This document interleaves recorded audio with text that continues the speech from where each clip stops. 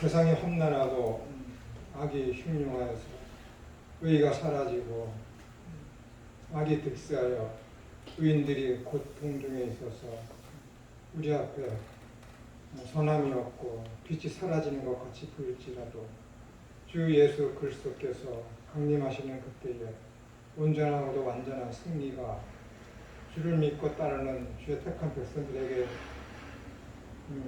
임할 것을 저희들이 믿기에 이러한 현상 속에서도 기쁨과 감사가 넘치게 되어지는 삶을 저희가 살아가고 있습니다. 이러한 것들을 생각할 때에 우리의 삶이 어떠하든지 간에 기뻐할 수밖에 없고 감사가 넘치며 그 나라를 사모하기 때문에 기도할 수밖에 없는 저희의 처지가 되어지게 해주셔서 감사드립니다.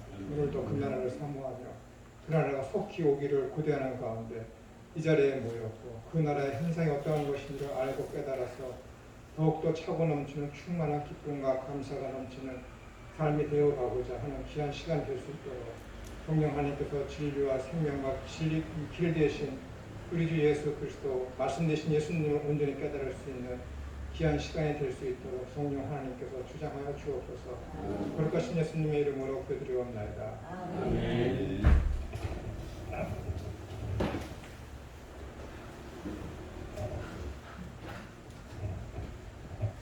여러분 성경 보시면은 어느 부분이 가장 재밌을까요?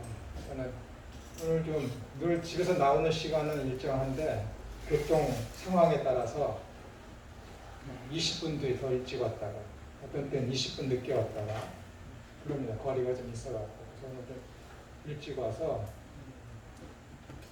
요나서를 제가 읽었는데 요나서를 읽다가 차 안에서 막 박장대소를 했습니다.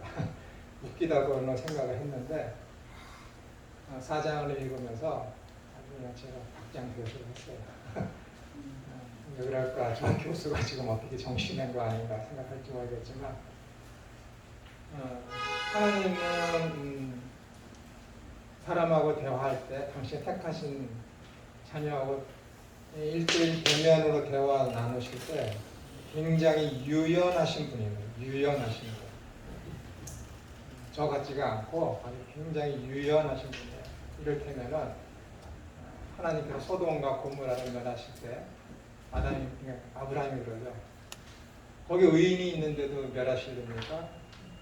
하나님 그래? 그럴 수는 없지. 의인 몇 명이 있으면 되겠냐? 50명이요. 아 그래 50명 있으면 내가 거기 멸하지 않을게. 아브라함이 조금 생각해 보니까 자기 조카 롯이 가서 50명을 전도하리라고는 생각을 못했어. 그러니까 하나님 잠깐만요. 한 45명 정도는 어떨까요? 그래. 45명 되다가 하나님의 이렇게 순순히 이렇게 제안을 받아들일까? 그래 딱 뒤돌아서 가다가 하나님 잠깐만요. 한 40명은 어떨까요? 그래 괜찮아. 그래. 이상하다. 30명은요. 그래 20명이요. 좋아요. 이거 딱 마지막 한 번만 더 말씀드릴게요. 그래 몇 명? 그래 10명이요. 그래 10명. 이게 완전 코미디 아닙니까? 심판하겠다고 하는 그 하나님 앞에 딱 가서 흥정을 하는 거잖아요. 50명, 45명, 40명, 30명, 20명, 10명. 하나님이 그래 허락해 주시잖아요. 그와 마찬가지로 이 요나서를 보면은 하나님께서 요나한테 야 너 니느웨에 가서 심판이 임할 거라고 얘기해라. 그랬더니 싫은 거죠. 아수르의 수도가 니느웨인데 니느웨는 지금의 이라크 여기 북서쪽 해변가에 있는 그 마을인데 지금 예전에 IS의 본거지였죠. 우리가 이름은 바뀌었지만은 우술인가 거기 IS 본거지. 여기가 니느웨인데 가서 회개의 복음을 증거해라.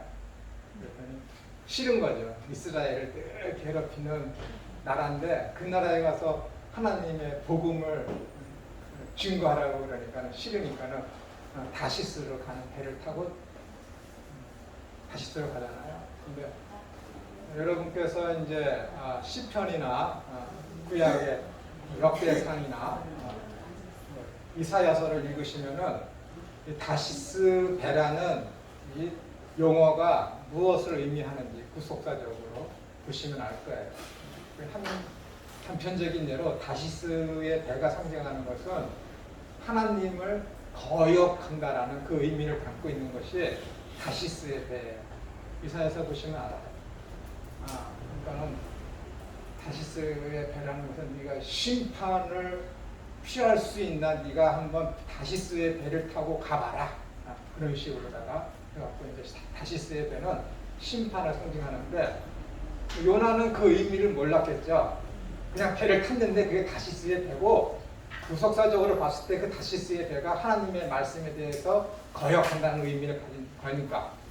근데 그거를 타고 가는데 배를 타고 가는데 갑자기 풍랑이 일지 않습니까? 풍랑이 일니까는 어째 갑자기 태풍이 바람도 불고 이렇게 우리가 죽게 되었느냐? 우리가 각자 믿는 신에게 용서를 구하자. 이 폭풍을 물러나게 하자.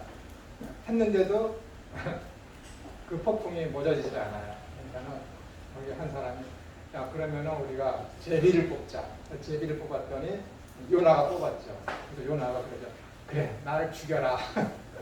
내가 하나님 여호와께 죄를 지어서 지금 이 폭풍이 일어나는 거다. 그러니까 사람들이 에이 자기들이 제비를 뽑자고 했으면서 각자 신에게 빌자고 했으면서 요나가 진짜 그래 여호와 하나님이 지금 벌을 내리는 거야 했더니 사람들이 안 믿는 거지.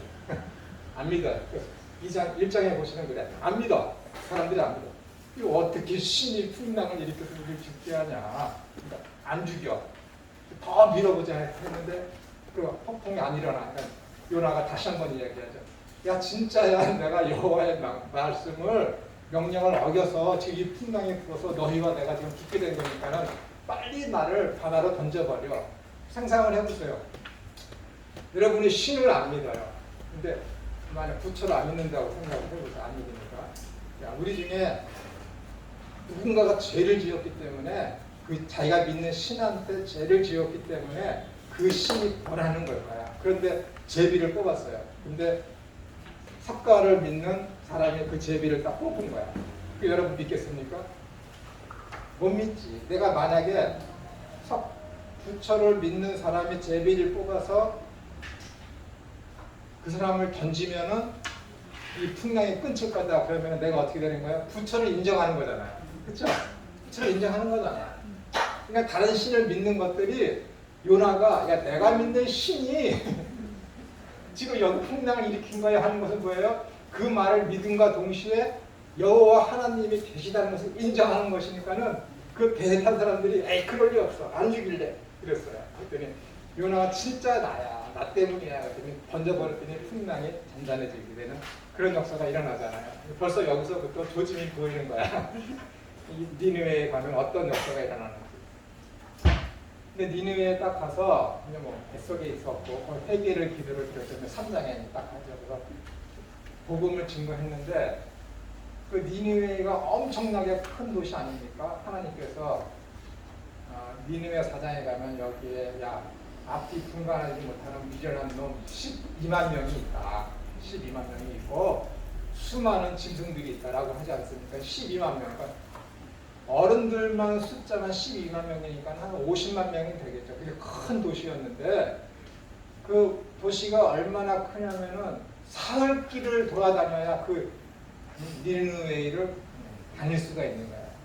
사흘 길을 돌아다니면서 복음을 증거해야 되는데 3장에 보시면은 하루만 빨리 다닌 거예요. 여기 구석구석 다 다닌 게 아니라 김천호처럼 대충 도의가 섰어요.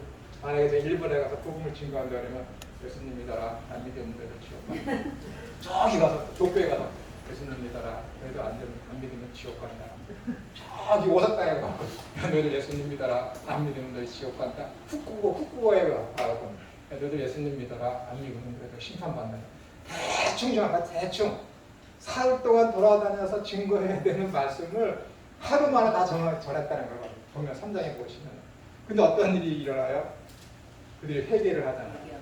회개를 하니까는 요나가 좋아해야 되잖아요. 자기가 전한 그 말씀에 그들이 반응을 해서 회개를 해야 되니까. 회개를 하니까는 좋아해야 되는데 니느웨가 아니 요나가 꼭 김천우랑 똑같이 생겨가지고 발을 드는 거야. 에이씨 이것들이 왜 회개를 하지? 왜 회개를 하지? 뿌리란 거야. 그러니까 하나님한테 그러는 거야. 기도하면서. 내가 3장, 4장 2절에 보면 내가 분명히 하나님한테 얘기했죠. 내가 고국에 있을 때, 고국, 이스라엘에 있을 때. 이거 진짜 코미디가 시작되니까 내가 분명히 얘기했죠. 내가 고국에 있을 때 니느웨에 가서 하나님이 전한 이 회개의 말씀을 저들한테 증거하면은 저들이 회개할 거라고 분명히 얘기했잖아요. 근데 왜 나를 여기로 보냈습니까? 어? 근데 가기 싫은데 왜 보냈냐는 거잖아요. 분명히 내가 하나님한테 얘기했죠. 내가 여기 가서 복음을 증거하면은 얘네들이 회개할 거라고. 어? 근데 왜 나를 여기 보내서 이놈들이 회개를 해서 구원을 받게 만드십니까? 하나님한테 따지는 거야 지금. 어? 신부가 얼마나 고약합니까?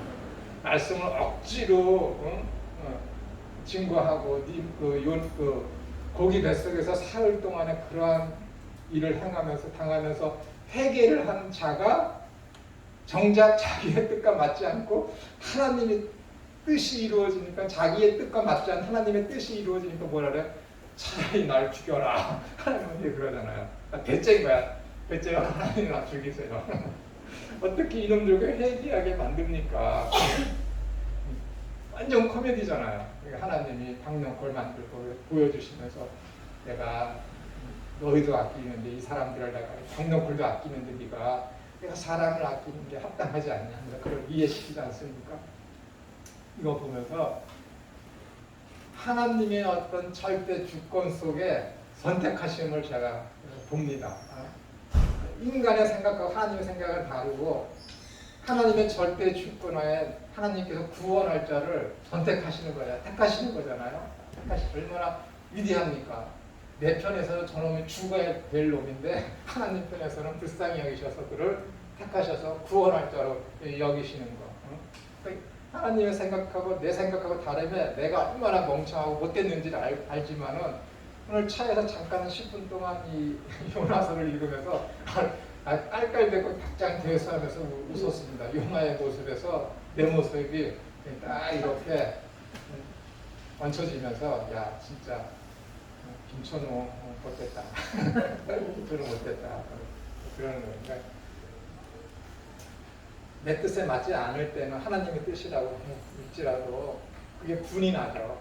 요나서가 인간의 그런 모습을 얼마나 적나라하게 표현하고 있습니까? 가기 싫은 그곳에가. 그리고 이스라엘 사람들이 또 위대한 게 뭐냐면은 그러한 이스라엘의 어떤 못된 심성을 버리지 않고 그냥 이 구약의 그 정본에 39권의 구약이라는 책에 요나서를 이렇게 집어넣어서 구약의 정본으로다가 이렇게 포함시켰다는 게 이스라엘 백성도 참 대단하다라는 그런 생각이 듭니다. 그런 걸 보면은 이 구약 성경이나 신약 성경이 하나님의 어떤 섭리 가운데서 정경으로다가 인정되게 된 것이 사람의 뜻이 아니고 교회의 뜻이 아니고 하나님의 절대적인 주권 속에서 성경도 이렇게 기록되었다라는 것을 제가 새삼스럽게 오늘 짧은 기간이지만 시간이 좀 깨달았습니다. 그리고 제가 여러분한테 두 페이퍼를 드리지 않았습니까? 하나는 두 장으로 되어 있죠. 두 장으로 1, 2, 3, 4쪽으로 되어 있는 거. 그거는 여러분들이 읽어보시면 돼요. 캐나다에 있는 그런 박사가 쓴 책인데 그 중에서 이제 발췌한 것입니다. 제가 몇 년 전에 번역을 했었는데 이번에 인터넷을 보니까는 똑같은 것을 번역해 놓은 게 있더라고요. 그래서 제가 번역해 놓은 거라 이 사람이 번역해 놓은 거랑 보니까는 내 번역해 놓은 게 얼마나 허접한지 그걸 얼른 쓰레기통에 버리고 그 사람 거를 갖고 와서 여러분한테 드린 거예요. 이 사람이 이제 한 얘기는 첫 번째 부활이 무엇인가, 두 번째 부활이 무엇인가에 대한 것을 이제 성경을 찾아서 이제 개혁주의 입장에서 써낸 것인데 그 사람의 입장하고 저의 입장이 약간 차이가 있습니다. 이 사람은 첫째 부활에 대해서 명확하게 구분을 짓지 않습니다. 그러나 개혁주의의 어떤 정통주의 입장에 따르면은 첫째 부활이라는 것은 너희가 하나님의 진노에 에베소서 2장 1절부터 3절에 있는 그 내용을 비춰서 말씀드리면은 너희가 본래 하나님의 진노의 대상이 아니었느냐. 근데 너희가 허물과 죄로 죽었던 너희를 그분께서 예수 그리스도께서 살리셨다 했기 때문에 첫째 부활이라는 것은 무엇이냐면은 영적인 부활을 가지고 성경에서는 첫째 부활이다라고 이야기를 합니다. 그런데 이 사람은 그런 구약과 신약을 통틀어서 보았을 때 첫째 부활이라는 것은 어떤 영적인 부활, 거듭남, 중생함, 새로운 피조물 그것을 가지고 첫째 부활이라고 이야기하기는 힘들다라고 이야기하는 게 이 학자의 주장입니다. 그러면 첫째 부활이 무엇이냐 물었을 때 그것에 대한 명확한 답을 회피합니다. 이 사람은. 회피해요. 그 부분이 있었고 제가 저번주에 말씀드렸듯이 첫째 부활이라는 것은 어떤 생물학적인 부활을 가리키는 것이 아니라 우리가 저번주에 이미 여러 성경 구절을 통해 살펴보았듯이 영적인 부활, 거듭난 새로운 피조물로서 됨, 중생하는 것 그것을 가지고 우리 개신교 측에서는 그것을 첫째 부활이다라고 이야기한다라고 저희가 저번주에 살펴보았습니다. 그래서 이번 주에는 오늘은 육체의 부활에 대해서 살펴보겠습니다. 그런데 이것을 저희가 살펴보기 이전에 우리가 이제 다시 한번 깊이 있게 생각해 봐야 될 것이 무엇이냐면은 영생에 대해서 저희가 확실한 매듭을 지어야 됩니다. 제가 그동안 강의는 끝을 어떤 목적이 있으면 그 끝을 향해서 가야 되지 않습니까? 하나님께서 천지를 창조하셨으면은 설계도가 있어서 그 분명한 그 목표 지점이 있죠. 그것이 창세기 1장 1절부터 시작해갖고 요한계시록 20장에서 딱 해서 거기까지 요한계시록을 향해 가는 그 목표 지점을 가지고 천지를 창조하셨고 하나님 나라의 그러니까 천지창조의 목적이다. 그것을 이루시기 위해서 당신의 사랑하는 아들 예수 그리스도를 이 땅에 보내셨다. 그분이 어떻게 하나님 나라를 이루셨으며 그분께서 이루신 하나님 나라의 성질이 어떤 것인지를 보여주는 것이 성경 전체의 흐름이고 그것이 요한계시록에서 왕관의 꽃으로서 이렇게 활짝 피는 것을 요한계시록에 보여주는 것이다. 그렇기 때문에 분명한 성경 기록의 목적이 있듯이 이 조직신학의 이 강의도 서론부터 해서 종말론의 7 파트, 7 강의를 시작했을 때 종말론을 목표로 해서 이 강의가 시작이 된 것입니다. 그래서 이 종말론을 제가 말씀드릴 때 자꾸만 첫 번째 종말론을 할 때 우리가 서철원 교수의 성경을 간통하는 맥 해갖고 저희가 6가지를 살펴보지 않았습니까? 하나님 나라가 중심 주제이며 예수 그리스도가 거기에 주인공이다라고 하면서 구속사적이며 기독론적으로다가 성경을 볼 때 우리가 성경을 제대로 이해할 수 있다라고 우리가 살펴보았습니다. 그것에 대한 여러 가지 증거가 구약에도 있었고 신약에도 있었고 라는 것을 통해서 우리가 살펴보았듯이 우리가 성경을 해석할 때는 아주 매우 주의해야 될 것이 있습니다. 여러분 혹시 마이클 샌더스가 지은 정의란 무엇인가 그 책 읽어보셨습니까? 그 마이클 샌더스가 하버드 대학에서 가장 인기 있는 교수입니다. 정의란 무엇인가에 대해서 20여 년 동안 강의를 하면서 15만 명이 들었다고 합니다. 엄청난 숫자죠. 학교에서 강의를 하고 있는데 그 사람이 정의란 무엇인가를 강의를 하면서 여러 가지 책을 읽을 것을 그 사람이 권면을 합니다. 소크라테스는 책을 쓰지 않았기 때문에 그의 제자인 플라톤이 쓴 책, 국가나 제레미 벤덤이 지은 공리주의나 그 다음에 칸트가 쓴 이성이란 그런 책이나 여러 가지 이런 책들을 소개를 하면서 그 책을 읽을 것을 이야기하면서 권면하는 게 있습니다. 그 권면하는 것이 저하고 아주 생각이 똑같아요. 그 권면이 무엇이냐면은 너의 생각과 너의 가치관과 너의 판단과 너의 자라온 환경과 선입견을 가지고 그 책을 보지 말라는 거예요. 개인적인 입장으로다가. 이미 답을 정해놓고 그 책을 읽으면은 그 책은 너에게 정치적이며 개인적으로다가 치우치기 때문에 온전한 이해와 해석을 할 수 없다. 성경을 그렇게 읽어야 되는 거예요.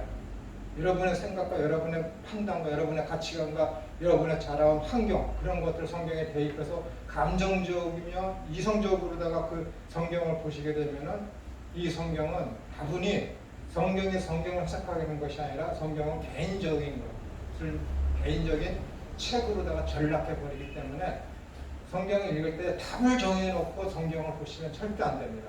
성경은 본문을 읽을 때에 그 본문이 이끌어가는 그 흐름에 따라서 내가 끌려가야지 성경의 그 흐름을 내가 자라온 환경과 내 감정과 내 교회의 이런 현상의 그 교회 그 성경의 흐름을 갖다 쫙 맞춰서 성경을 읽고 해석하면 성경은 더 이상 하나님의 말씀이 아니라 내 말이 되는 거예요. 내 말. 내가 복음이 되는 것이죠. 그러니까 그런 것에 대해서 굉장히 주의할 것을 마이클 샌더스가 아주 강력하게 이야기하고 있습니다. 성경을 그런 식으로 봐요. 철학책도 이 시대의 가장 지적인 지도자라고 할 수 있는 사람이 철학책도 읽을 때에 그렇게 읽지 말아야 될 것을 당부하고 있습니다. 하물며 여러분들이 생명과 길과 진리 되신 이 하나님의 말씀을 유일한 구원의 책인 성경을 읽을 때에 어느 어떤 방식을 읽어야 되느냐는 것은 개인주의를 다 떨쳐버리셔야 됩니다.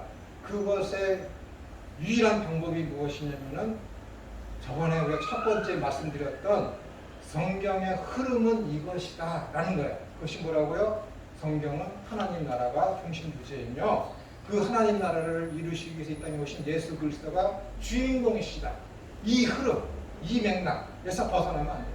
거기서 나를 끼워 맞춰서 내 감정을 묻는 순간에 거기서는 하나님 나라가 사라질 것이고 하나님 나라가 왜곡될 것이며 그렇게 성경을 내 방식과 내 어떤 감정과 내 교회 현상과 내 가정 현상과 사회적인 현상에 맞춰서 예수님을 판단하는 순간 오실 메시아를 내가 다른 메시아로 기다려야 합니까? 라는 세례 요한과 같은 우매한 질문을 또 할 수밖에 없는 거예요. 그러면 절대 안 됩니다. 성경은 성경이 해석하도록 해야 되기 때문에 성경이 흘러가는 대로 여러분들이 따라가야지 여러분이 가는 길로다가 성경을 끌어들이면은 말씀이 인도하는 대로 가야 된다라는 구약의 그런 십계명이 앞으로 갈 때 사람들이 그 뒤를 따르듯이 그럴 때 하나님의 뜻이 이루어지는 것이지 사람이 그 십계명을 계명 하나님의 말씀을 앞서가게 되면 뭐예요? 그거는 저주입니다. 그건 실패입니다. 그러면 절대 성경을 성경으로 해석할 수 있는 길이 없습니다. 그렇기 때문에 다시 한번 당부드리지만은 성경을 해석할 때는 성경을 성경으로 해석할 수 있도록 성경의 흐름대로 여러분들이 가셔야 되고 거기에서 여러분들이 하나님 나라가 이 본문에서 어떻게 설명되어지고 있는지 그리고 예수 그리스도께서 여기서 무엇이라고 우리에게 말씀하려고 의도하는지를 여러분들이 찾으려고 대단히 노력을 하셔야 됩니다.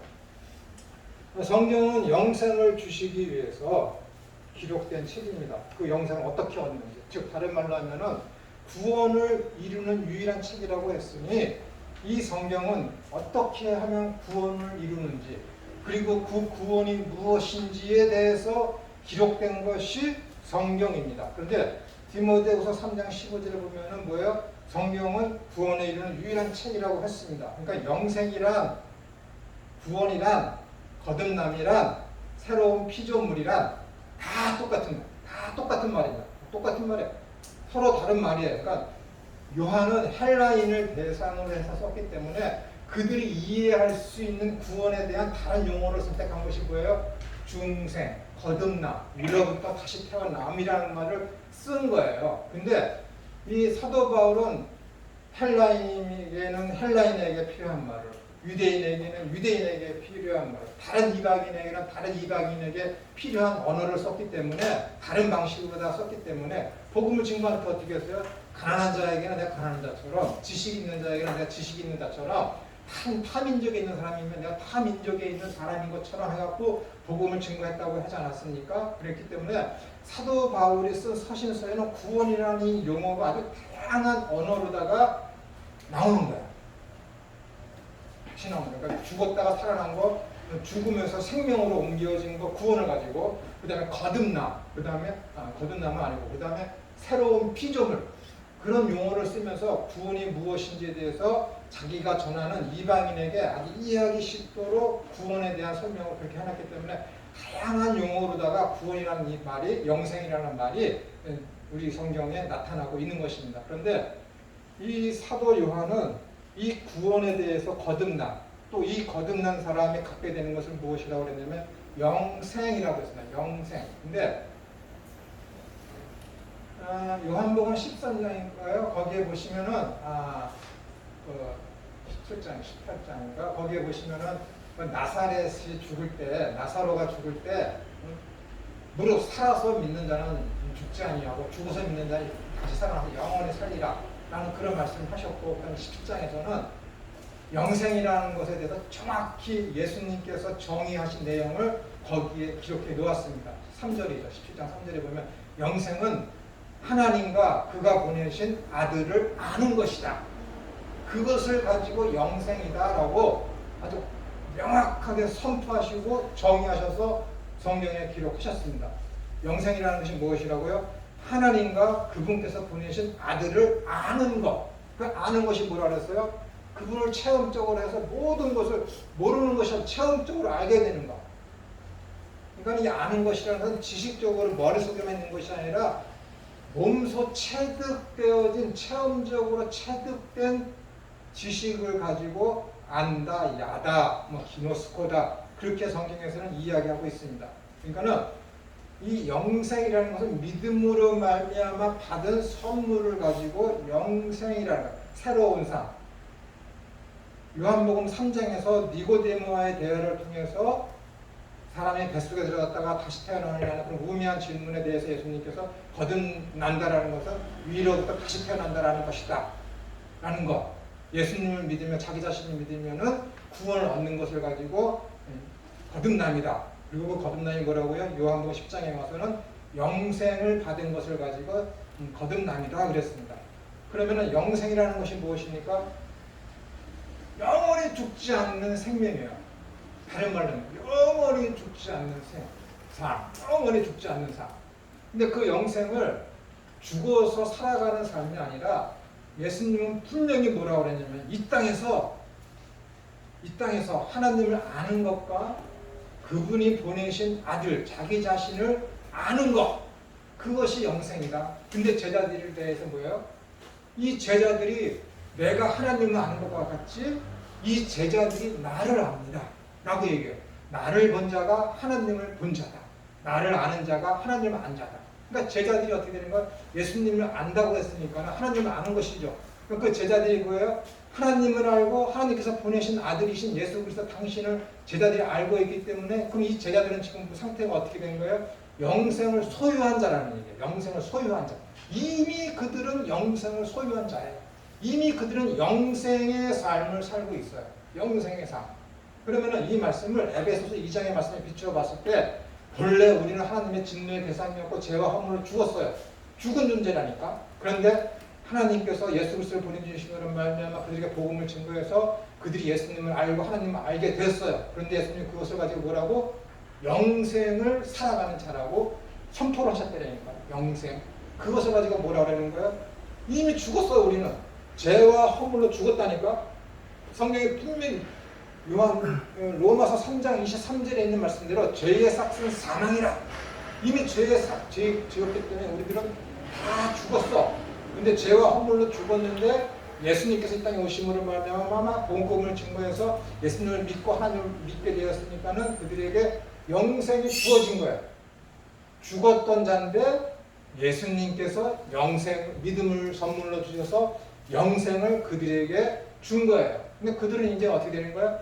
영생의 삶을 사는 거지. 누가? 예수님의 제자들이. 누가? 예수님을 믿고 하나님을 아는 자들이 그들의 삶의 지금 상태는 뭐냐면은 이제 영생의 삶을 살고 있는 존재다라는 얘기예요.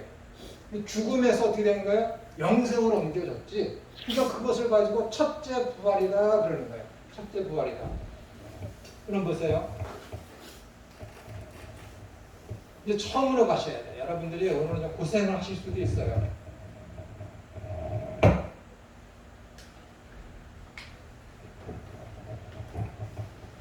태초에 인간을 창조하셨을 때 에덴 동산 여기 이렇게 중앙이 이렇게 꼭대기에 있는지 아니면 중앙이 쭉 있는데 여기 가운데인지 모르겠는데 이 가운데 뭐가 있었습니까? 선악과 또 선악과와 생명나무. 생명나무의 역할은 뭐예요? 영생. 선악과의 역할은 뭐예요? 선과 악을 알게 하는 거예요. 그래서 이 사탄이 이브를 하와를 유혹할 때, 야, 네가 선 악을 알게 하는 그 능력을 가져서 이 과일을 먹으면 하나님처럼 될 수 있어. 그러니까 먹은 거잖아. 하나님처럼 될 수 있어. 그리고 3장 23절에 거기에 가시면 하나님께서 뱀과 여자와 남자를 심판하시면서 에덴을 쫓아낼 때 뭐라 그래요? 이들이 누구예요? 아담과 하와 사람이 선과 악을 아는 것이 우리와 같이 되었으니 하나님 분명히 그렇게 그러니까 사탄을 거짓말한 게 아니야. 거짓말한 게 아니야. 누가 거짓말했어요? 하와가 거짓말했지. 정령 죽는다. 진짜 죽는다 라고 얘기했는데 하와가 거짓말한 거야. 죽을까? 사탄은 거짓말 안 했어요. 먹으라고 하면 여기 진짜 먹지 말라고 그랬어? 응, 먹지 말라고 그랬는데 왜 먹지 말라고 그랬어? 응, 죽을까 하노라. 사탄은 있는 그대로 하나님의 말씀 가지고 유혹을 한 거지. 그래서 먹었어요. 그렇죠? 그러면은 하나님께서는 동산 중앙에 있는 두 나무가 있는데 뭐만 먹지 말라고 그랬어요? 선악과만 먹지 말라고 그랬어요. 하나 질문. 태초에 인간은 아담을 하와를 창조하셨을 때 유한한 존재로 만들었을까요? 무한한 존재로 만들었을까요? 영원히 살 수 있는 존재로 만들었을까요? 죽을 존재로 만들었을까요? 태초의 인간. 처음에는 그렇죠. 영원히 살 존재로 만들어졌다. 손 들어보세요. 번쩍 드세요. 번쩍. 다른 분들은 이제 네. 다른 분들은 죽을 존재로 만들어졌다. 죽을 존재로. 이 문제 갖고 신학자들이 답을 못 내고 싸우고 있습니다. 여기는 저희 한 3대 1 정도로다가 하는데 대부분의 개신교 측에서는 개혁 신학에 있는 사람들은 영원히 살 존재로 만들어졌다라고 했습니다. 이 문제는 언제 처음 야기됐냐면은 어거스틴이 있었던 한 5세기, 4세기 중엽에 펠라기우스라는 영국의 수도사가 있었습니다. 그 펠라기우스는 여러분 펠라기우스주의, 반펠라기우스주의, 알미니안주의, 칼비니즘 들어보셨죠? 이 알미니안주의, 감리교, 알미니안주의, 펠라기우스주의 이렇게 연결되는 건데 이 펠라기우스의 제자인 셀티우스라는 사람이 있어요. 유명하지는 않아요.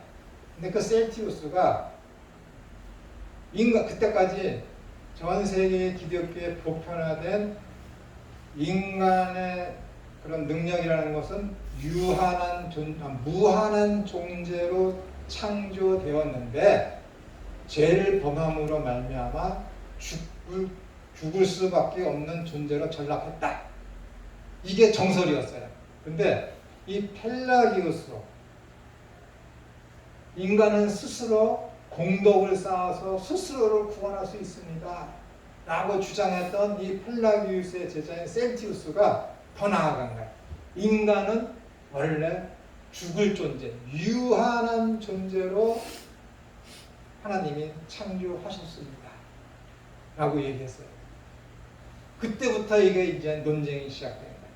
그래서 오늘날에도 그것에 대해서 종교개혁 시대 때는 소시니아파라고 해서 소시니아 구약을 부정하고 막 하는 여러 가지 구약을 부정하는 예수 그리스도의 어떤 인성을 부정하는 삼일체론에서 인성을 부정하는 소시니아파가 있는데 소시니아파에서도 인간은 유한한 존재, 죽을 존재로 만들어졌다라고 이야기하고 그것에 대한 영향을 받은 많은 목회자들이 지금도 신학자들이 종종 이야기를 해요.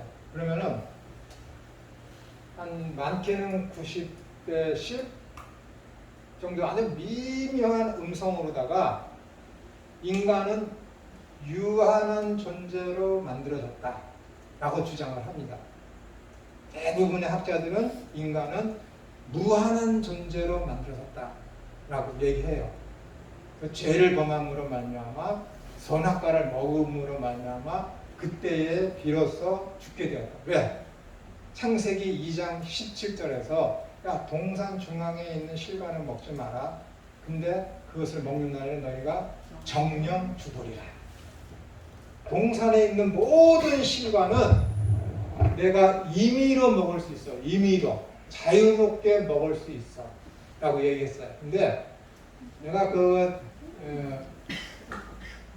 자유롭게 먹는다라고 하는 그 히브리어는 잊었지만은 이렇게 되어 있습니다. 자유롭게 먹는다. 요 단어랑 똑같은 단어예요. 아, 내가 써드려야 되겠다. 정확하게 하기 위해서 잠깐만 기다려보세요.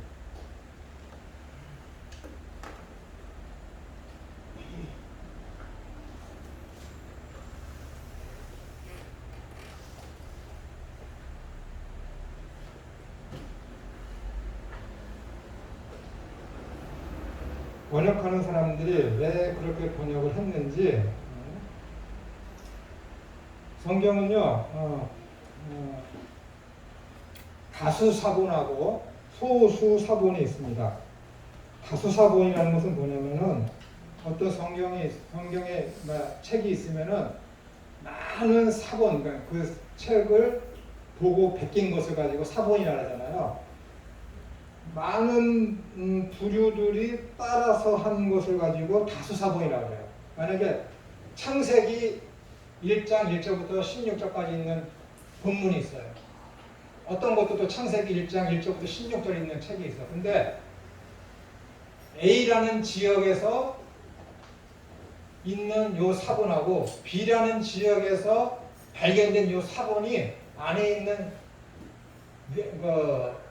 내용이 약간 달라요. 약간 달라. 근데 이 A라는 사본을 많이 사람들이 인용을 해. 이것을 가지고 다수사본이라고 하고 이것은 조금밖에 인용을 안 해. 왜냐하면 신빙성이 부족하기 때문에. 이것을 가지고 소수사본이라고 해요. 킹제임스 버전은 다수사본을 따른 것이고 라틴 불가 천주교가 중세시대 때 이 성경만 읽어야 된다라는 제롬 아니면 다른 말로 하면 히에로리무스라고 하는데 이 제롬이 라틴어로 번역한 라틴 불가타는 소수사본이라고 합니다. 여긴 문제점이 많죠. 여기 다수사본은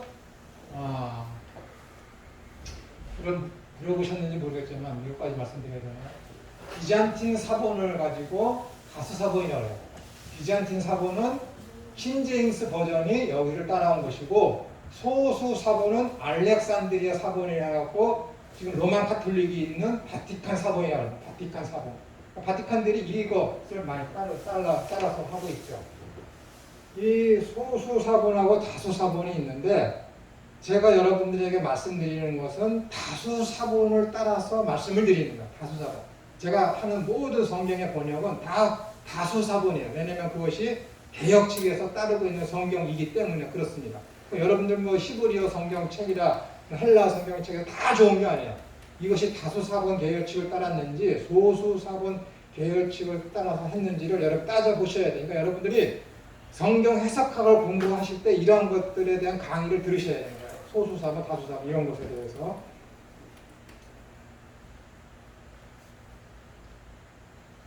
이 장 16절에 보시면은 어떻게 되어 있냐면은 너희들이 모든 것을 자유롭게 먹어라 했을 때 2장 16절에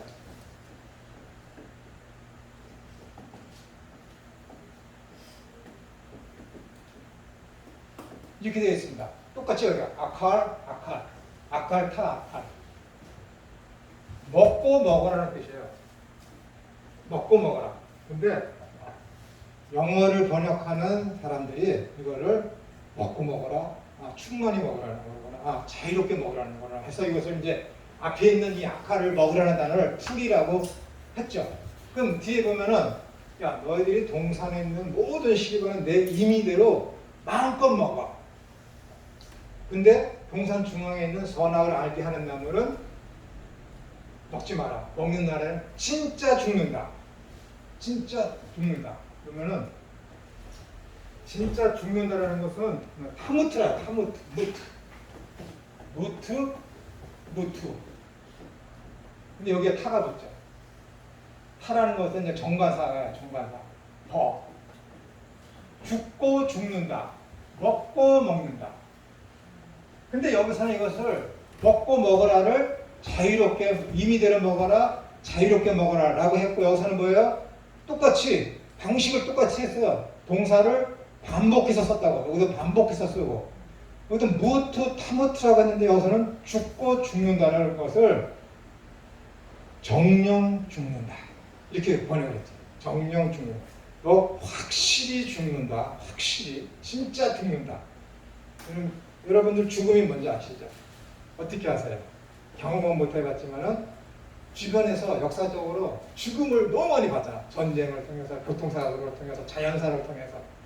근데 아담과 하와가 죽음을 봤을까요? 경험했을까? 단 한 번도 경험을 못했어. 죽음?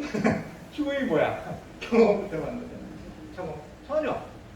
이거 모르는 거지. 전혀 모르는 거지. 그러니까 이거 강조해서, 야, 먹어보지도 않았기 때문에 지금 태어났는데 어떻게 되는 거야? 둘 다 배꼽이 없어. 배꼽이 없잖아. 하나님 창조하실 때 흙으로 만드시고 그 다음에 갈릴리를 뽑아서 만들었기 때문에 배꼽이 없겠지. 햇질이 없었으니까.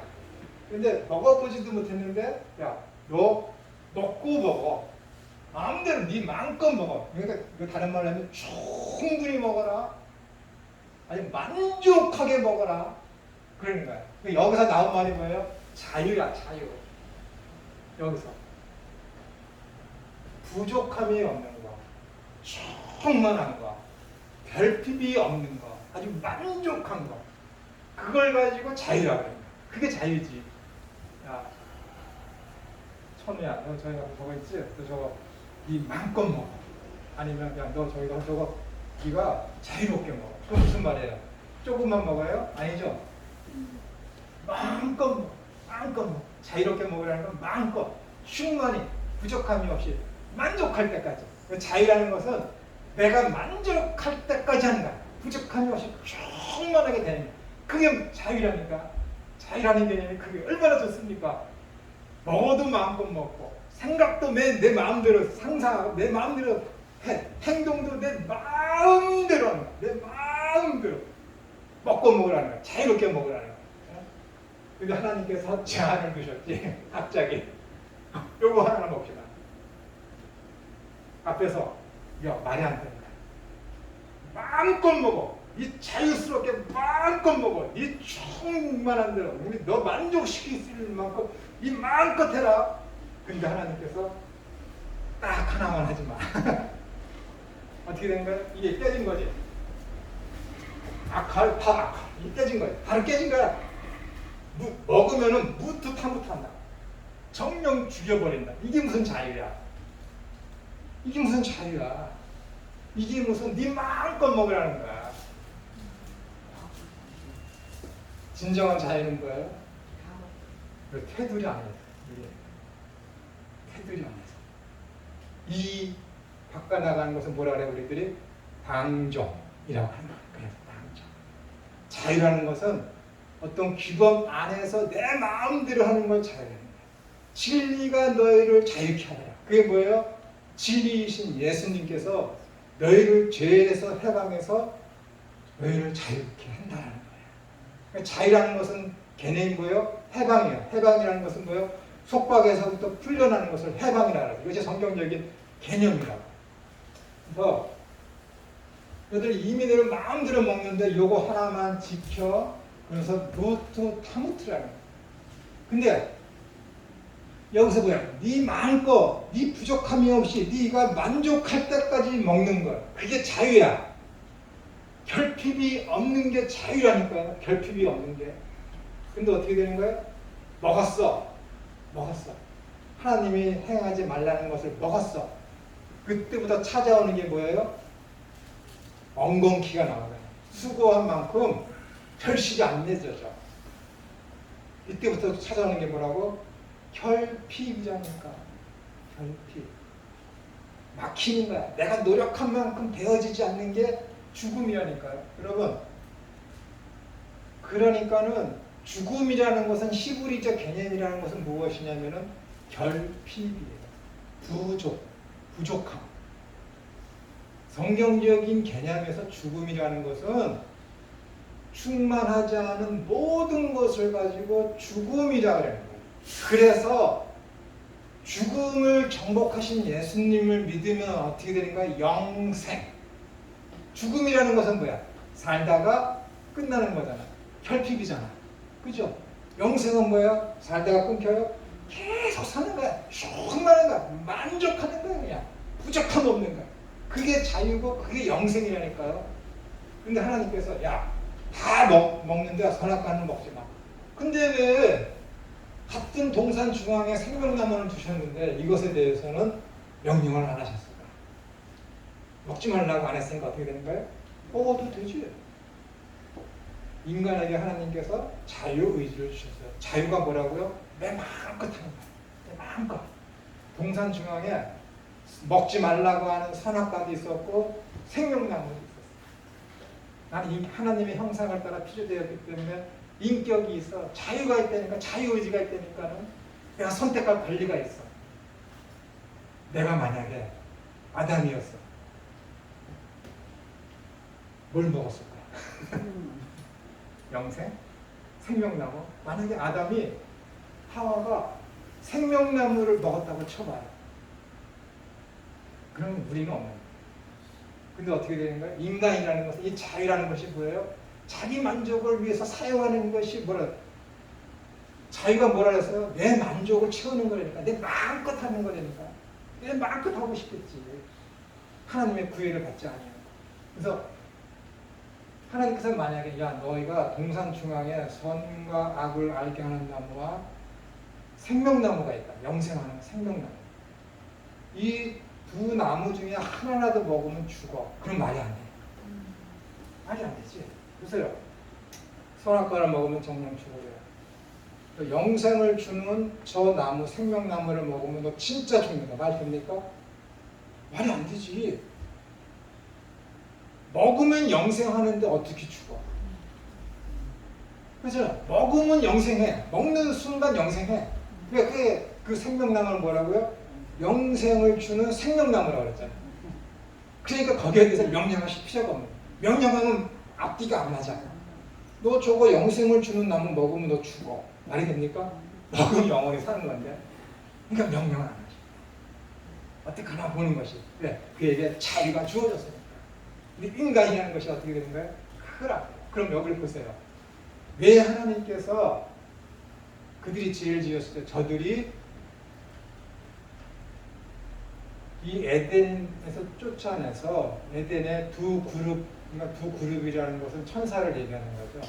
두 그룹을 두어서 화영검으로다가 에덴을 지켜라. 왜냐하면은 저들이 와서 생명나무, 영생을 주는 저 생명나무를 먹을까 하노라.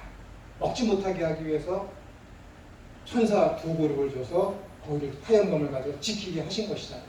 그러면은 인간이 애초에 영생할 수 있는 존재로, 즉 무한한 존재, 영원히 살 수 있는 존재로 피조되었다면 영생하는 나무를 거기다가 둘 필요가 있겠습니까?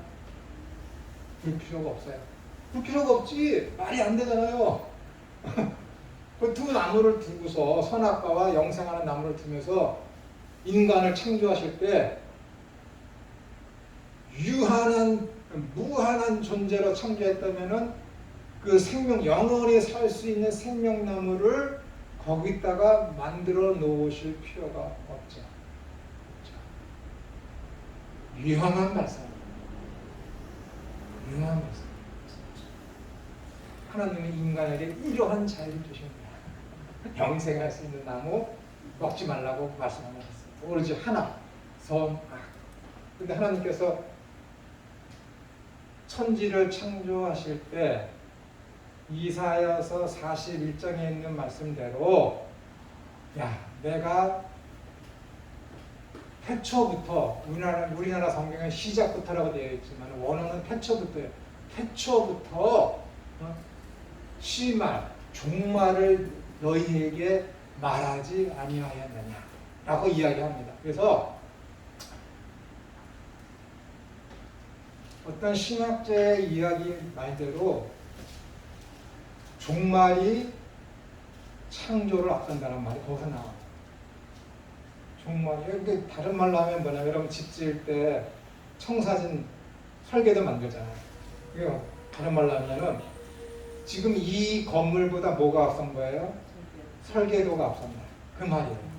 종말이 창조를 앞선다라는 말은 하나님의 작정이 창조를 앞선다라는 얘기예요. 하나님의 그 작정이 어디에 다 있어요? 요한계시록에 있습니다. 요한계시록에 있습니다. 거기를 향해서 지금 가고 있는 거예요. 지금 이 과정도. 거기에서는 생명나무가 누구로 되어 있어요? 예수 그리스도. 사람이 있어. 생명나무도 중앙 한가운데 있었고 선악과도 있었다니까. 인간이 아무 죄도 짓지 않은 상태야. 생명나무, 영생을 주는 생명나무, 그들 눈에 보이지 않아요.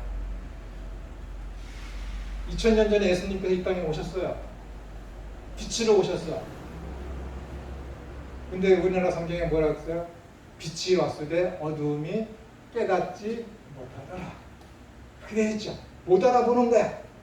빛이 왔어. 태초의 인간인 아담과 하와도 못 알아봐. 못 알아봐. 알아봤으면 어떻게 돼요? 생명나무가 눈에 보였으면 어떻게 하겠어요? 그걸 먹었지. 이게 내 생각이지만 먹었겠지. 눈에 안 보이는 거야. 뭐만 안 보여? 하나님과 같이 되려는 그 욕심만 있는 거야. 욕심이 잉태한 즉 죄를 낳고 죄가 장성한 즉 사망에 이르리라 라고 봤어. 그거야. 지금도 이 땅에 예수님이 오시면 어떻게 돼요? 알아볼 수 있을 것 같아? 여러분들이 못 알아봐. 왜? 내 욕심에 가득 차 있기 때문에. 내가 만든 신이 있기 때문에. 안 된다니까. 2000년 전에. 그런데 이 문제가 있어. 빛이 왔을 때 어두움이 깨닫지 못하더라. 이건 완전한 오역이야. 여러분, 이 성경 구절을 표준 세번역으로 봐보세요. 그렇게 번역 안 돼 있어. 나는 신학, 자랑이지만 신학을 하자마자 한 학기 만에 헬라어를 다 A뿔로 맞아서 공부해서 살펴봤어. 그때 이미 알았어. 30년 전에. 빛이 왔을 때 어두움이 깨닫지 못하더라가 아니라 빛이 왔을 때 어두움이 이기지 못하더라. 이기지 못하더라. 표준 세번역이 그 다음에 그렇게 번역을 했어요. 96년도에 1996년도에 그렇게 번역을 했다니까. 빛이 왔을 때 어두움이 이기지 못하더라. 창세기 3장 15절에 여자의 후손이 온다 그랬죠. 뱀이 어떻게 돼? 여인의 후손을 발 뒤꿈치를 상하게 한다고 그랬고, 여인의 후손이 뱀의 머리를 상처를 낸다고 그랬죠. 죽인다는 거잖아. 머리에 상처를 낸다. 그걸 얘기하는 거야. 이 사탄이 통치하는 그리스도께서 침투에 오셔서 계신데 사탄이 예수님을 죽이려고 하지만은 그가 이기지 못한다는 거예요. 그가 이기지. 결국은 예수님을 십자가에 못 박혀 죽게 함으로 말미암아 사탄이 승리한 것 같지만은 죄의 열매인 사망의 권세를 무찌르시고 다시 부활하시므로 말미암아 어떻게 되는 거예요? 승리하셨잖아요. 그 이야기는 그 이야기.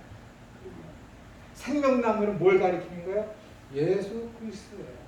그 창세기에 나오는 2장 16절에 있는 그 생명나무는 예수 그리스도이고, 화영 천사의 굴구로 말미암아 화영검을 가지고 그 생명 에덴 동산 중앙에 있는 생명나무이신 예수님을 지키고 있는 거예요. 와서 스스로의 노력으로 먹지 못하게 해요. 스스로는 구원 못해요. 스스로는 예수님을 만나지 못한다니까요.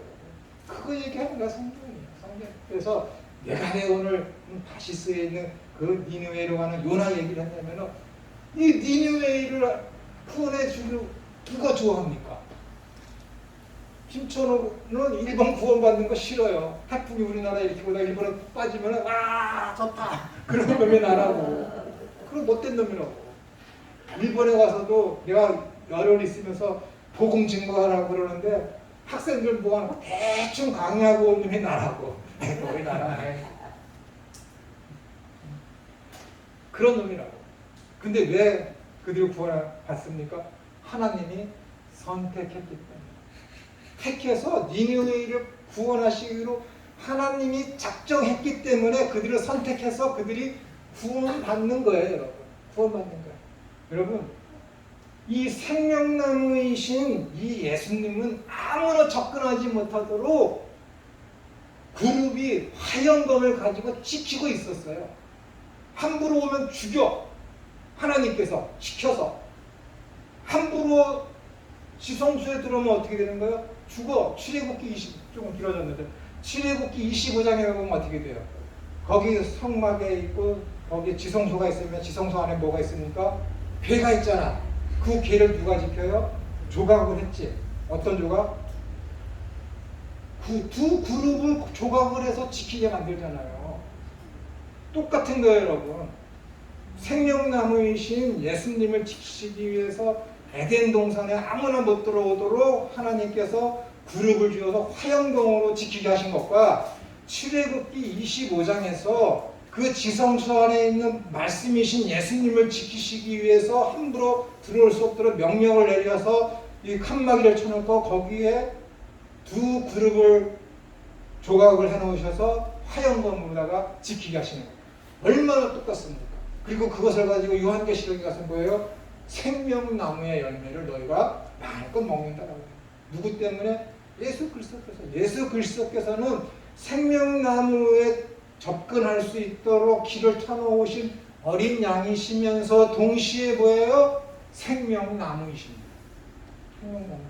그런 것을 누가 먹을 수 있어요? 하나님이 택한 자만 먹는 거예요. 주권적인 그 능력에 의해서 택하신 자들만 하나님께서 그 화영검으로 지키는 그들을 없이 하시고 그들을 마음대로 들어오게 하시기 위해서 예수님의 몸을 찢기심과 동시에 지성소에 그런 칸막이가 찢게 만드신 것이다. 이게 성경의 이야기입니다. 이것이 생명나무이고 인간은 제가 창세기를 아무리 봐도 무한한 존재로 창조된 건 아니에요. 무한한 존재는 아니에요. 무한한 존재는 아니에요. 이것에 대해서 이제 잠깐 한 5분 쉬었다가 강의를 들어가겠습니다.